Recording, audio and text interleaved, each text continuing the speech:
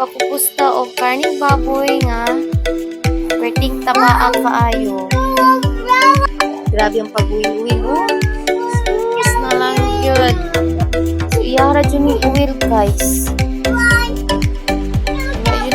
Wa dyan yung haluyog uwil daan. So, syempre, magpapupus, tubig gamay, then let it be nga para mag-uwi na tayo siya. So, mauna ni siya, pwede na mong baon, short, talagang ka lang yun. Mauna kong pinakagalan ay ginatawag na upan. Upan, dali paborito